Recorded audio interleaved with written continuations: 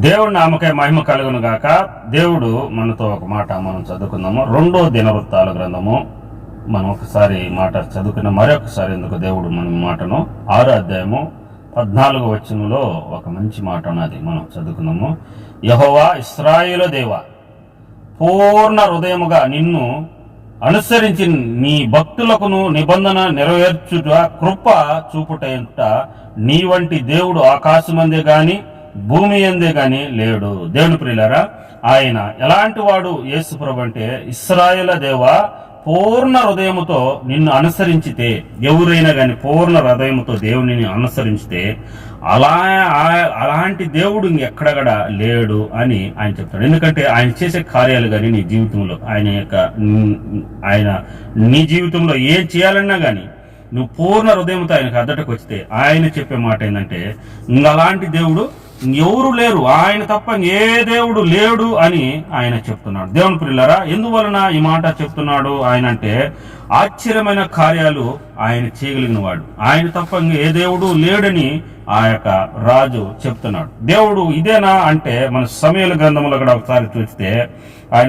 ఆమె అంటది,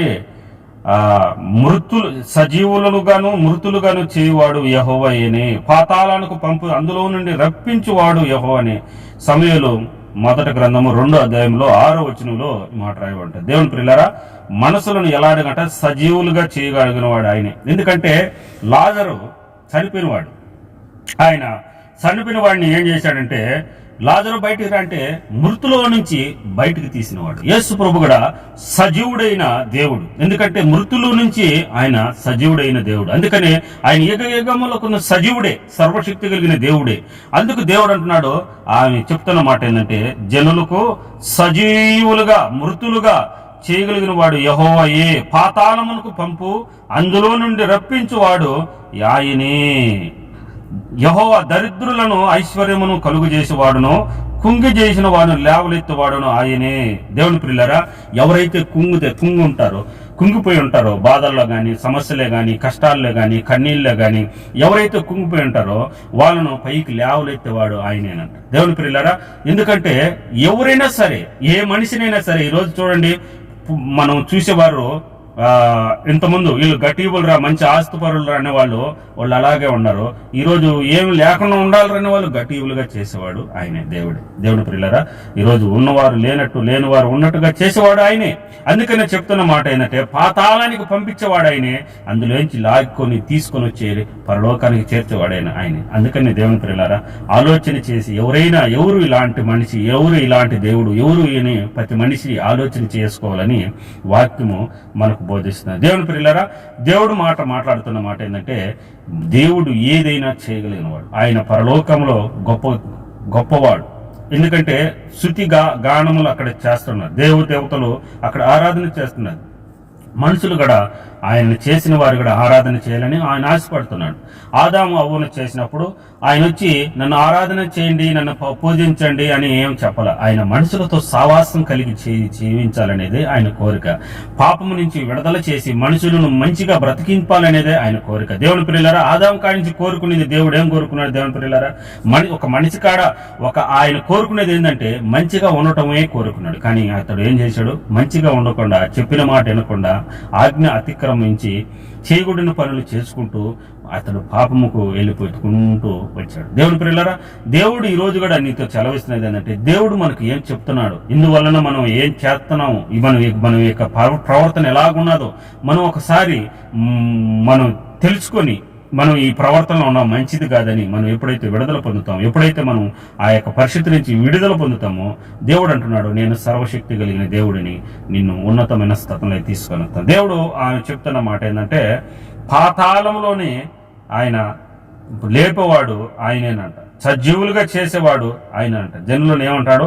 మృతులుగా చేసేవాడు ఆయనే, పాతాళమును పంపేవాడు ఆయనే, అందులో నుండి రప్పించేవాడు కూడా ఆయనే. దేవుని ప్రియులారా, పాతాళం నుంచి రప్పించేవాడు కూడా ఆయనే. యేసు ప్రభు సర్వశక్తి కలిగిన దేవుడు.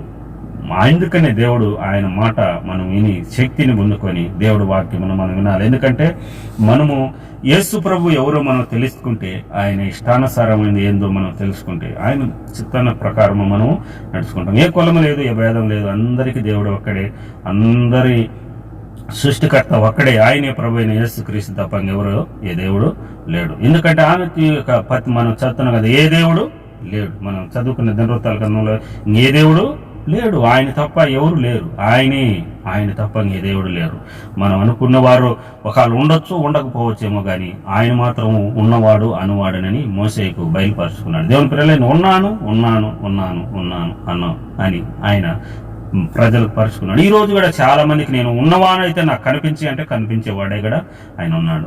దేవుని పిల్లలు ఆయన కనిపిస్తే, ఆయన ఒకవేళ నీ జీవితాలకు ఆహ్వానిస్తే, ఆయన యొక్క జీవితంలో నీవు ఉండి ఆయనను నువ్వు ఆహ్వానించాలని నువ్వు మనస్ఫూర్తిగా తగ్గించుకొని నువ్వు ఆయనను కోరుకుంటే ఆయన ఖచ్చితంగా ప్రత్యక్షమవుతాడు. యేసు ప్రభు ఎవరిని ఆయన దూరపరిచేవాడు కాదు. నాకు కనపడయ్యా, నేను నమ్ముతానంటే ఆయన కనపడతాడు. లేదా నాకు ఈ సమస్య ఉందయ్యా, దీని నుంచి విడుదల చేయంటే ఆయన ఖచ్చితంగా విడుదల చేసే గొప్ప దేవుడు అయ్యి ఉన్నాడు. దేవుని ప్రియులారా, యేసు ప్రభు ఎలాంటి వాడంటే మానవులను రక్షించుటకు వచ్చాడు.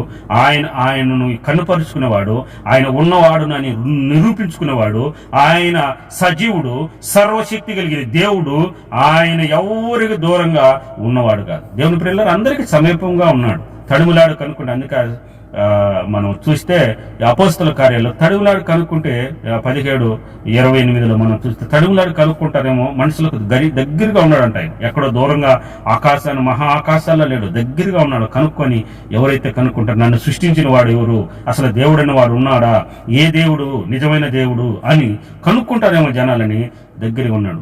మనం ఒక మాటను చెప్తాం, నిజమైన దేవుడు ఉన్నాడు అనుకోండి, నేనే దేవుడు అనుకుంటే ఏమనుకుంటారు, నువ్వు కాకుండా ఇంకొకరు ఉన్నారయ్యా అంటారు. ఆయన అలాగా అనుకునేవాడు కాదు. నేనే దేవుడనని అనేక మందికి ఆయన నిరూపించుకున్నవాడు, చెప్పుకున్నవాడు. నీకు నాకైనా ఎవరికైనా ఎలా తెలుస్తుంది? ఇప్పుడు నిజమైన దేవుడు అంటున్నారు కదా, చాలా మంది అంటున్నారు, నువ్వు కూడా అంటున్నావు. ఎలా తెలుస్తుంది అంటే, నీవు ఆయన గాని దర్శించితే నీ శ్వాస, నీ యొక్క మనసు, నీ యొక్క హృదయాన్ని, నీ పరిస్థితి తారుమారైతుంది, అంత మారిపోతుంది. అంత ఆయన ఏం చెప్పడు.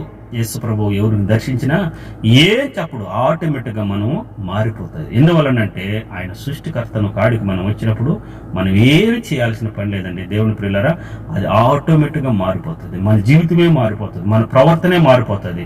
మనం ఏమి చూస్తా ఉంటే, జకరయ్య కాడికి మనం ఒకసారి వస్తే యేసు ప్రభును ఎవరో చూడాలనుకున్నాడు, చూసేశాడు. యేసు ప్రభు ఏం మాట్లాడాల, ప్రభువా నేను అక్రంగా ఇంత సంపాదించా, బేదలకు ఇచ్చేస్తున్నానయ్యా, ఎవరి దగ్గర ఒక వచ్చు తీసుకున్నా 4 వచ్చులు ఇచ్చేస్తున్నానయ్యా, ఎవరి దగ్గర అన్యాయం చేసానో వాళ్ళ కాడికి పోయి భంగపడుకుంటాయి, అన్యాయం చేసినాను భంగపడుకుంటాయి. యేసు ప్రభు ఏం చెప్పలా, ఎవరైనా దర్శిస్తే యేసు ప్రభు ఎవరిని కలిగిన ఆయన యొక్క జీవితంలో యేసు ప్రభు ఆయనను దర్శిస్తే వాళ్ళ జీవితాలు అలాగ మారిపోతాయి. మళ్ళా ఎన్నటికి కూడా ఆ యొక్క దాంట్లోకి వెళ్ళిపోరు. ఇది ఏంది తప్పు ఒప్పు తెలిసిపోతుంది. ఎందుకంటే ఆయన సృష్టికర్త కదా, ఆయన చెప్పాల్సిన అవసరం లేదు. ఆయన అవపోయిస్తే అంతే సార్, ఆయన కనపరుచుకుంటే అంతే సార్, మన జీవితమే మారిపోతుంది.